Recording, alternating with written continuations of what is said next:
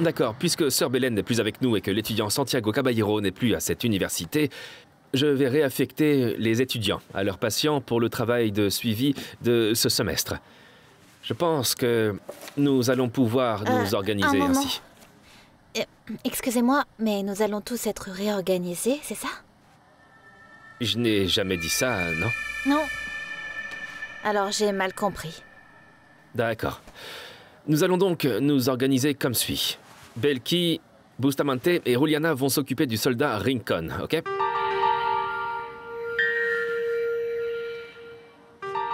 Un problème avec ça? Non, docteur. D'accord. Alors, Belki, Bustamante et Juliana vont s'occuper du soldat Rincon. Victor, je veux que tu continues avec ton patient sous dialyse. Oui, monsieur. D'accord. Pilar Chavez va être avec Natalia Villamizar. D'accord. C'est fait. Je veux aussi que nous parlions du cas de l'infirmière Gilma Posada. Je ne sais pas si vous avez été informé qu'elle est allée se faire une intervention esthétique dans une clinique. Nous n'avons pas eu de nouvelles d'elle pendant une semaine, et elle a été retrouvée morte dans une décharge. Et ne mal interprétez pas. Je ne dis pas ça pour que vous commenciez avec des ragots, non. Ce qui se passe, c'est que si cela s'était passé à l'hôpital universitaire, nous devrions en tirer des leçons. Donc, j'ai un devoir pour vous. Je veux que vous fassiez tous une hypothèse pour le prochain cours où vous parlez de ce qui s'est passé, ce qui n'a pas marché et ce que nous pouvons en tirer. Mais ce n'est pas un travail pour la police? Oui, c'est une enquête de la police. Mais ce que je vous demande de faire en concret, c'est de réfléchir un peu du point de vue médical, ce qui devrait nous intéresser, de ce qui s'est passé, de ce qui n'a pas marché, de ce que nous pouvons en tirer. Ok? Merci. D'accord. Attends. Belki. J'ai une réunion, ok? Je dois y aller, s'il te plaît. Attends, Belki, attends une minute. Pourquoi est-ce que t'es si nerveuse et inquiète? Qu'est-ce qui se passe, Belki? Tu te souviens du colonel dont je t'ai parlé? Il est libre. Écoute, après ce qui est arrivé au docteur Horacio, il a été envoyé en prison. Mais il a été libéré parce qu'il ne représenterait aucun danger pour la société. Et ils ont vraiment besoin de plus de preuves, Victor, quoi? ce cauchemar ne finira jamais. Je dois y aller maintenant et voir ce qui va se passer avec ma vie parce que... T'imagines?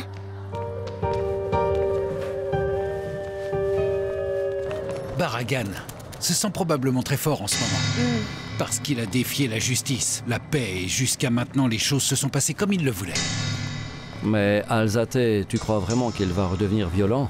Eh bien, je suppose qu'il va être prudent parce qu'il vient de sortir de prison. Et il ne veut probablement pas y retourner. Vous voyez, docteur, Barragan est un type qui n'obéit pas à la raison. Il va directement à l'action. Peut-être, mais utiliser la violence comme ici à l'université où il a osé frapper quelqu'un devant tout le monde, ça je ne pense pas. Mais de toute façon, Barragan est une personne qui connaît beaucoup de gens malhonnêtes. Il n'a pas besoin de faire des choses lui-même. Il peut faire ce qu'il veut, il peut agir dans l'ombre. Et contre qui il pourrait agir? N'importe qui, docteur Felipe, contre quiconque il considère comme son ennemi. Ceux qui l'ont expulsé de l'armée, ceux qui l'ont mis en prison, ceux qui ont touché à sa famille, tous sont des ennemis. Ah mon Dieu. Et sa fille est introuvable. Elle s'est échappée. Elle sortait avec un garçon appelé Pablo qui travaille pour moi. Et il ne répond à aucun message ni rien. Il faut qu'on le prévienne, ils sont en danger. Et si je les appelle? Ils répondront probablement à mon appel. Eh bien...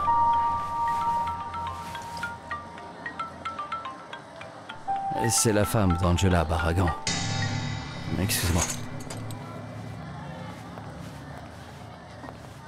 Allô? Docteur, c'est moi, Angela. Cet homme est venu chez moi. Il était une furie. Que s'est-il passé? Qu'est-ce qu'il t'a fait? Eh bien, il m'a tout pris et m'a jeté à la rue, docteur. Et où es-tu? Oh, docteur, s'il te plaît, ne me laisse pas seule dans cette situation. Je connais personne ici, je sais pas où aller. S'il te plaît, aide-moi, docteur, je t'en supplie. T'inquiète pas, je suis en route. Donne-moi ton ubication, s'il te plaît. Ma chérie, où est Manuel? Il est en cours et après il va directement chercher le bébé. Belki, Tu dois appeler Manuel et lui dire de ne pas aller à la maison. Dis-lui de n'aller nulle part où Barragan pourrait le trouver. Tu sais quoi? Appelle-le et dis-lui d'aller chez moi. De prendre quelques vêtements et dis-lui que c'est provisoire. Et ne t'inquiète pas, Belki, parce que c'est seulement provisoire. Comment voulez-vous que je ne m'inquiète pas? Et si ça ne se finissait jamais? Si, ça finira. Et quand ça? Dites-moi quand? Avec la mort de qui? Je crois que j'ai une idée. Regarde, si Barragan a fait tout ce qu'il pouvait et a réussi à sortir, eh bien, je pense que toi, tu dois dévoiler ton histoire au grand jour. Tu seras plus en sécurité comme ça. Quoi? Et que tout le monde sache? Eh ben oui, on va chercher un journaliste et tu lui raconteras ton histoire. Que tout le monde sache à quel point il a été difficile pour toi d'arriver là où tu en es. Hein? Et je te garantis que Barragan aura beaucoup plus de mal à essayer de s'approcher de toi. Tu seras plus en sécurité. La seule chose, c'est que tu ne pourras plus être l'étudiante en médecine anonyme que tu es. Je crois que la bébé adore venir ici chez ta mère, parce que ce matin, quand je lui ai dit qu'on venait ici, elle arrêtait pas de s'agiter sur le lit. T'aurais dû la voir, franchement. Oh, elle est adorable, cette petite. Ma mère dit que c'est une petite fille très tranquille, tout comme son père, hein? Ah. Manuel, pourquoi tu ne viendrais pas à l'intérieur et on pourrait faire la sauce ensemble? T'es tellement bon pour couper, mais moi, je suis pas bon pour ça. Désolé, Mélissa, mais je peux pas, parce que depuis que je vis avec ma copine, on n'a pas pu être ensemble et ce soir, c'est peut-être une bonne soirée, tu vois. Bon, d'accord, vas-y. Je m'occuperai du bébé pour toi, t'inquiète pas. Allô? Manuel, où es-tu? Je suis là en train de récupérer le bébé, pourquoi? Tu sais la dernière nouvelle? Non, il s'est passé quoi? Barragan est sorti, alors le docteur Tatiana me dit qu'on devrait aller rester chez elle. Passe par la maison et prends des vêtements pour toi et le bébé. Je te retrouve là-bas, d'accord? D'accord, Belki, bouge pas de là, ok? Je suis en route. J'arrive tout de suite.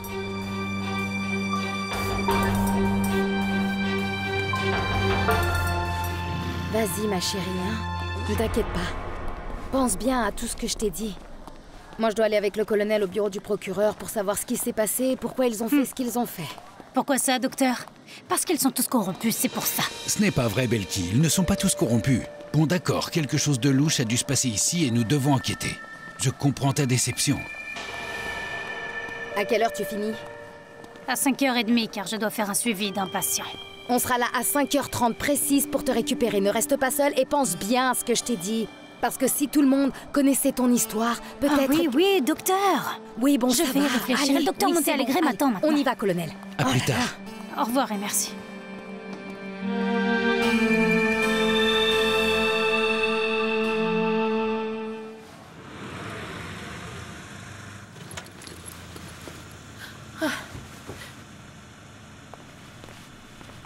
Docteur, merci.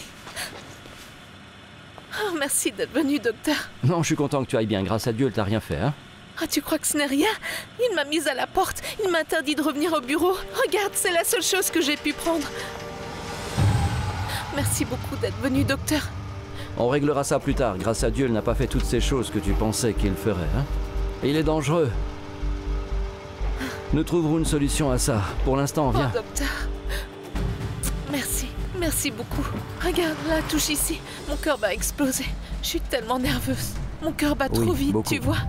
Oh, il va exploser. Vas-y. Oh, merci, docteur.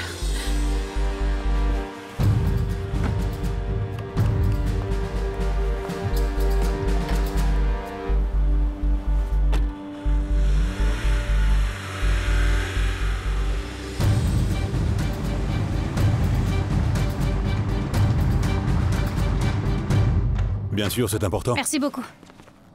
Permettez-moi de vous présenter le docteur Forero. Il est le procureur en charge d'enquêter sur la mort de la patiente Perla Abouchaïbé. Belki Rossio Bustamente, enchanté. C'est un plaisir. Enchanté. Rodrigo. Asseyez-vous, s'il vous plaît. Cardenas. Asseyez-vous. Je dois admettre que grâce à votre insistance, la mère de Perla Abouchaïbé a décidé de porter plainte officiellement pour la mort de sa fille. D'accord, et quelle est la prochaine étape? Que va-t-il se passer ensuite, monsieur le procureur? Nous devons prouver la corrélation entre les décès de cette patiente et certains cas où il a également été signalé l'utilisation de matériel chirurgical impropre. J'ai besoin du rapport médico-légal complet de la patiente et d'un rapport détaillé des problèmes qui ont mené à votre enquête et aux doutes concernant l'hôpital El Diamante. Parfait. Vous aurez tout ce dont vous avez besoin. Bonjour Darcy, comment vas-tu? Le docteur Montalegre, il est avec le procureur? Oui, docteur. Ils enquêtent sur le docteur? Oh non, non, non, non, non, c'est à cause du chef Guilma, n'est-ce pas? Je ne sais pas, docteur. Darcy, mais si le procureur est impliqué, c'est que cette enquête est heureusement devenue sérieuse, non? Heureusement, évidemment. Docteur, je ne sais pas. Je pense que vous devriez demander au docteur Montalegre. Excusez-moi.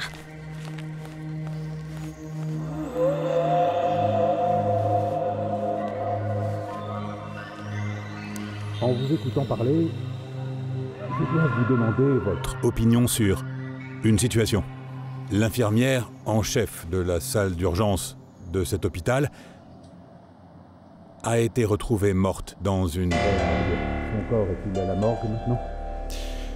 Je suis désolé, docteur, mais quel rapport cela a-t-il avec cette affaire? Nous n'avons pas de preuves pour l'instant, mais nous avons des indications que Guilma Fonseca a subi une procédure dans le même hôpital que celui où a été opéré Perla Abuchaibe. Et ce qui renforcerait encore plus les doutes que nous avons sur cet hôpital.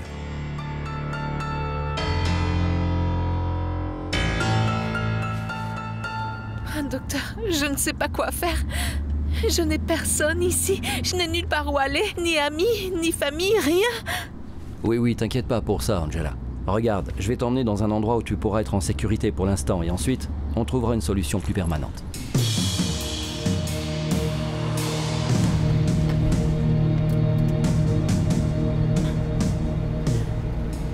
Docteur, bien sûr que ça ne va pas. Regarde-moi, docteur, je ne vais pas bien du tout. Je n'ai pas un sou, je ne peux même pas me payer un hôtel. J'ai une peur bleue, docteur. S'il te plaît, reste avec moi, docteur. S'il te plaît.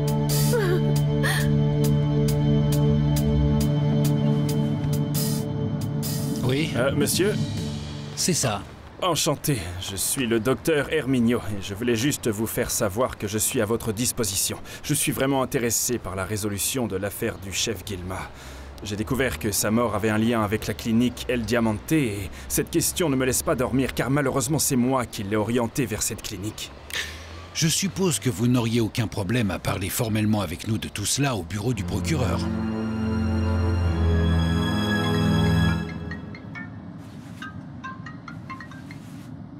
Qu'est-il arrivé avec ma fille? Vous l'avez trouvée? Non, mon colonel, mais ne vous inquiétez pas, j'ai déjà localisé sa position dans une zone précise. Nous l'avons suivie via sa carte de crédit, et selon sa trajectoire, elle quitte la ville en direction du sud. Mais ne vous inquiétez pas, j'ai déjà parlé à un ami à moi qui est lieutenant dans la zone, et il va nous prévenir dès qu'il la voit. Oublie pas de lui dire qu'elle a la voiture d'Angela et donne-lui la plaque d'immatriculation. Parfait, mon colonel, parfait. As-tu retiré de l'argent de ton compte? Oui. D'accord. À partir de maintenant, nous allons seulement utiliser le mien. As-tu retiré de l'argent de mon compte? Oui, aussi. Parfait. Ça devrait suffire pour un moment. Je suis sûr qu'ils ont suivi l'utilisation de nos cartes au guichet automatique où nous avons retiré de l'argent. Alors on va prendre une direction complètement différente. Comment ça? Où allons-nous? On va en visite à une tante à moi que j'ai pas vue depuis longtemps. D'accord, dis-moi juste ce qu'on doit faire et faisons-le. Pour que ma tante nous accueille, sans appeler ma maison, je vais devoir dire que nous nous sommes mariés en secret ou quelque chose comme ça. Eh bien, ça ne me pose aucun problème. D'accord, alors retournons par le même chemin qu'on a emprunté. Personne ne nous cherchera là-bas. D'accord.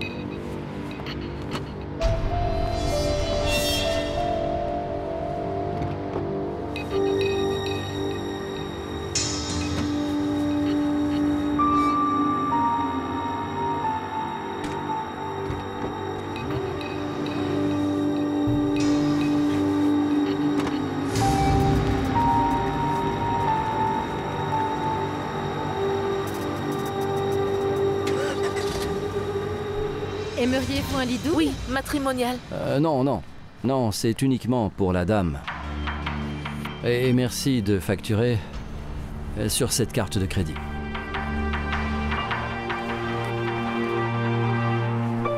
Merci. Combien de nuits resterez-vous avec nous, Madame Angela? Eh bien, je sais pas. 2 nuits suffisent, oui. Et après cela, nous verrons bien ce qu'il se passe. Hein? D'accord, très bien. Merci.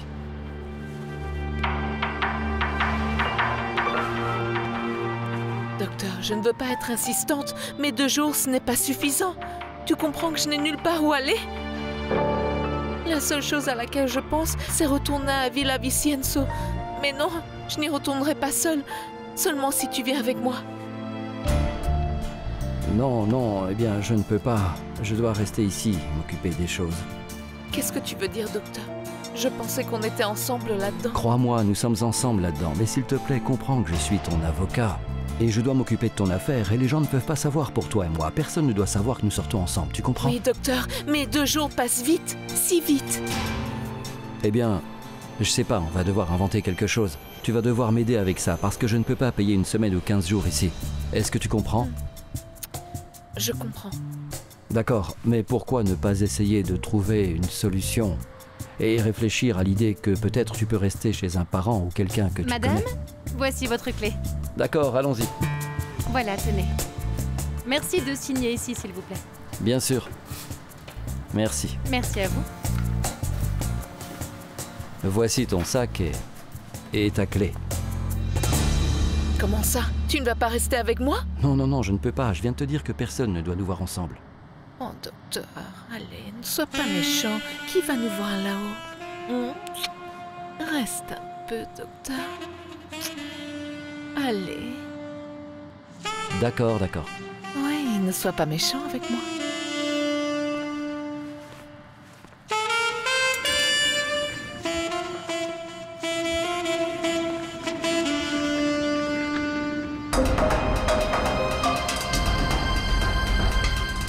Pourquoi vous ne me croyez pas? La femme est morte parce qu'elle est allée se faire les nichons. Allez, Natalia, et un peu plus de respect pour la défunte. Tu pourrais pas dire mammoplastie, il faut dire nichon. La question est pourquoi dans une autre clinique? L'infirmière travaille dans cet hôpital. Elle aurait pu faire l'opération ici, non? Eh ben oui, mais peut-être qu'elle voulait de l'intimité. Ou peut-être qu'elle avait pas d'argent. Ça aurait pu être le cas. Et puis ces opérations sont pas couvertes par les assurances. Je ne sais pas, mais c'est toujours terrible. Comment ils l'ont retrouvée dans une décharge comme une inconnue? C'est fou. Écoutez, une femme de cet âge qui se fait faire une telle opération, c'est généralement pour plaire à quelqu'un. Et la rumeur dit qu'elle était très proche du doyen. Tu es sûr de ça? Non, j'ai dit, enfin, c'est la rumeur. Alors ne répète pas ça, parce que c'est comme ça qu'on lance des commérages. Mon père n'a rien à voir avec ça. Pourquoi peut-elle pas juste vouloir des seins plus gros? D'accord, calme-toi. Et Ruben, arrête aussi. Ce qu'on doit comprendre ici, c'est pourquoi la chef s'est rendue dans une autre clinique. Exactement. Elle a essayé de faire approuver l'opération, ou au moins de faire un accord de paiement, mais personne n'a voulu l'aider. Et regardez comme elle a fini, hein. Personne n'aide personne. Herminio a recommandé la clinique? Eh bien, je suppose que oui, docteur. Elle me disait... Le médecin m'a orienté vers cette clinique, le médecin m'a aidé avec ça, donc je suppose que oui, mais... Je pensais que c'était le docteur Montalegre, mais maintenant, je sais que ce n'était pas le cas. Ce n'était évidemment pas le docteur Montalegre. Oh, docteur, on ne peut pas laisser ces gens s'en sortir avec ça. Si ces médecins l'ont jeté dans une décharge, ils doivent payer pour ça. Oui, et ils paieront. Les gens du bureau du procureur poursuivent cette clinique, mais la clé ici, c'est que vous nous disiez tout ce dont vous vous souvenez, d'accord? Tout ce qu'elle voulait, c'était être plus jolie, c'est tout, en fait. L'infirmière Guilma était une personne formidable. Croyez-moi, monsieur le procureur, c'est une grande perte. Et vous connaissez aussi un docteur, Avellaneda. Docteur Avellaneda? Docteur Avellaneda. Non. Pourquoi? Est-ce qu'il travaillait là? Alors dites-moi pourquoi vous l'avez orienté vers la clinique El Diamante. Parce que je pensais que c'était une clinique professionnelle. Le directeur de cet hôpital est un ancien élève de la faculté de médecine. Et lui avez-vous dit de parler à un médecin en particulier? Non, monsieur le procureur, je suis pathologiste. Je ne connais pas grand-chose en chirurgie plastique ou des chirurgiens plasticiens d'ailleurs. Je lui ai dit de se renseigner et ensuite je l'ai croisée. Elle m'a remercié pour l'information et m'a dit que tout se passait bien.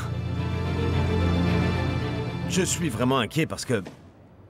Le docteur Avellaneda, qui est responsable de l'opération, est Il n'y a introuvable. aucune trace de lui. Il a pris ses affaires, il ne répond pas à son téléphone et personne ne sait où il habite. Eh bien, je ne sais pas. Mais il faut qu'on le trouve. Il le faut, car à part cette patiente, ils vont probablement enquêter sur une autre patiente qui aurait soi-disant été opérée ici. Et c'est ce docteur Avellaneda qui m'a dit que Madame Guilma Fonseca n'est jamais entrée dans cet hôpital. Eh bien, docteur, si nous n'avons pas de registre d'elle, de documents signés ou quoi que ce soit, nous n'avons pas à nous inquiéter. Il est évident que la patiente n'a jamais été ici. Et s'il ne s'est rien passé, dites-moi pourquoi le docteur a disparu.